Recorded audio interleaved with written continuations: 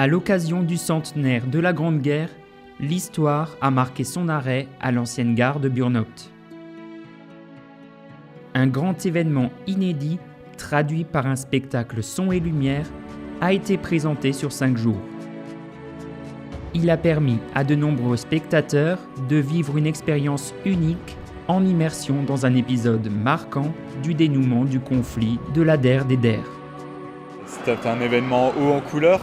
Le but, c'était vraiment de mettre aussi le rôle du train en valeur pendant le conflit de la Grande Guerre. Parce que c'est grâce au train qu'on ravitaillait les troupes, c'est grâce au train qu'on transportait les troupes. C'est également dans un train qu'a été signé l'armistice, donc le train c'est tout un symbole. Quand on est là, devant les trains qui fument, en costume, armes à la main, au milieu des barbelés, avec le jeu de lumière et tout ça, on est dans notre bulle et on s'y croirait, quoi. À l'initiative du train Turdolair-Alsace, ce projet démarré il y a 3 ans a mobilisé de nombreuses associations locales et de nombreux bénévoles. Un investissement important entraînant une belle dynamique autour de ce spectacle symbolique, riche en émotions. Le message qu'on veut faire passer à travers ce spectacle, c'est un message de paix, bien entendu, dont le nom du train de la paix, et de fraternité entre les deux peuples allemands et français. Un rêve qui s'est effectivement finalisé aujourd'hui, et un très bel accomplissement.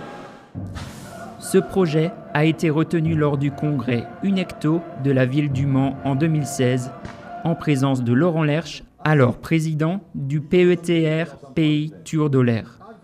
C'est avec fierté que les élus locaux ont déployé cet événement ambitieux sur notre territoire. Faire en sorte que notre territoire puisse bénéficier de tels événements et que notre territoire puisse avoir une aura au-delà de ses frontières, je crois que là, c'est gagnant pour tout le monde. C'est vraiment un exemple merveilleux de ce que l'on peut arriver à concrétiser sur un territoire quand on se donne tous la main.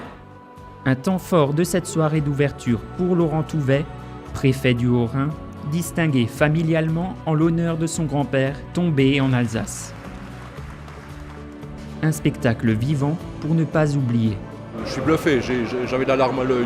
C'est une réussite. La réussite n'est jamais assurée avant, donc il y a toujours une prise de risque.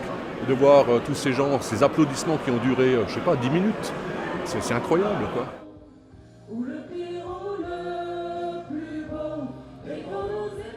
Un moment de paix et de fraternité qui a conquis le public venu en nombre pour cette expérience hors du commun.